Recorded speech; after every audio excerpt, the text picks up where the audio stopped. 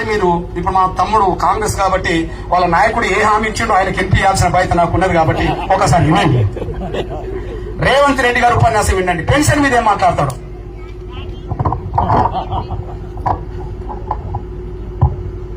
ఎంత వస్తుంది ఇప్పుడు? పింఛన్ వస్తుందమ్మా? ఎంత ఇంతే కదా. ఇంత అంటే ఎంతనే ఎట్లేగా? ఇంత అంటే ఎంత? ఎంత ఇంత అంటే 2000 కదా. 2000 2000 కదా. ఈ నెల కేసీఆర్ ఉంటే 2000. ఈ నెల కేసీఆర్ ను పొందబెడితే వచ్చే నెల గింత. ఇంత అంటే ఎంత? ఎంత అమ్మా? ఎంతనే ఎట్లేగా? ఎంత ఇంత అంటే ఎంత? గట్టిగా చెప్పుది. కేసీఆర్ కింపియాలి 4000.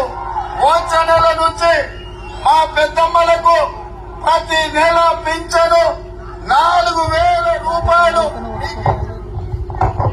తమ్ముడు ఇది నవం ఇను అని ఇను అని ఇంద్రని ఆయన ఇను ఇను ఇను ఇను ఇను ఇను ఇను నేను చెప్పేది వినాలి తమ్ముడు, వినాలి వినాలి. ఎందుకంటే ఆ మాట ఎన్నికల ప్రచారంలో ఉన్నాడు. నవంబర్ ఈ నెలలో 200 వస్తున్నాయి అంటే నవంబర్ 2000 వస్తున్నాయి. వచ్చే నెలలో 400 200 2000 అన్నాడు కలిపి. డిసెంబర్ అన్నాడు. తమ్ముడు నేను ఒక విషయం చెప్తున్నాను. నేను తెలంగాణ ఆంధ్రప్రదేశ్ లో పెన్షన్ల గురించి పోరాటం చెప్తున్నా కదా. ఇక్కడ ఒప్పించి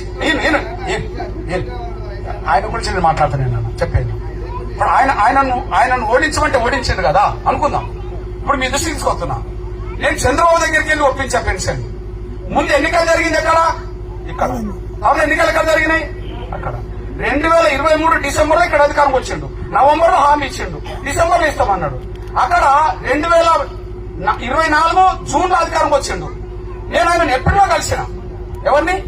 చంద్రబాబు నాయుడు గారిని ఏప్రిల్లో కలిసిన. పెన్షన్లు పెంచాలని నేను కోరినా. 2000 4000 వృద్ధుల కోసం కోరినా, 3000 6000 వికలాంగుల కోసం కోరినా.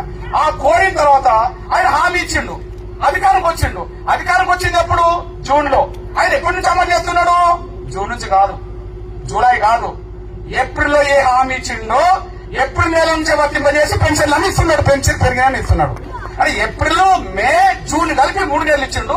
ఏదో విధంగా ఇస్తూనే ఉన్నాడు. ఇప్పుడు అక్కడ ఇప్పుడు ఎంత అమలు జరుగుతుంది? 4000 పెన్షన్ వృద్ధుల వితంత్రం అమలు జరుగుతున్నది. 6000 పెన్షన్ వికలాంగులకు అమలు జరుగుతున్నది. అరే 2024 జూన్ లో వచ్చిన వాళ్ళు అమలు చేస్తున్నారు కదా. 2023 నవంబర్ లో మాట ఇచ్చి డిసెంబర్ లో అధికారం వస్తే 2024 డిసెంబర్ అయిపోయి 25 డిసెంబర్ అయిపోయి 25 మళ్ళా ఏప్రిల్ దాకా వచ్చినా కూడా 16 నెలలు గడిచినా కూడా వాళ్ళ పెన్షన్ ఇవ్వకపోతే ఇంకోరి మీద పెట్టడం అయితే న్యాయం కాదని చెప్పి నేను భావించుకుంటున్నా. ఎందుకంటే పెన్షన్లు పెంచమని అడిగే హక్కు ఎవరికి ఉన్నదో నాకు తెలియదు, కానీ పెన్షన్ల కోసం మొదటి నుంచి కొట్లాడిన బిడ్డగా నా వంతు పాత్ర పోషించాలి. కాబట్టి నేను మీకు విజ్ఞప్తి చేస్తున్నామ్మా. వచ్చే నెల పెన్షన్ ఆయన పెంచుతాడా లేదో తర్వాత తెలుసు, కానీ భవిష్యత్తులో ఆయన పెంచకపోతే ఉన్న గద్దె దిగిపోయే రోజు మాత్రం తీసుకొచ్చే బాధ్యత నేను తీసుకుంటాననేసి కూడా మర్చిపోవద్దని సవినంగా కోరుకుంటూ, రాబోయే రోజుల్లో నేను ఏ బిడ్డగా పేదల కోసం ఏదైనా సమస్య మీద ఉద్యమం చేసినప్పుడు, పేదల కోసం ఏదైనా సమస్య మీద ముందుకు వచ్చినప్పుడు మీరందరూ అండదండలు అందించాల్సిందిగా నేను సవినంగా విజ్ఞప్తి చేస్తూ, అది ఉద్యమాలైనా అది రాజకీయ పోరాటమైనా నాకు వ్యక్తిగతం అంటూ ఏమి లేదు.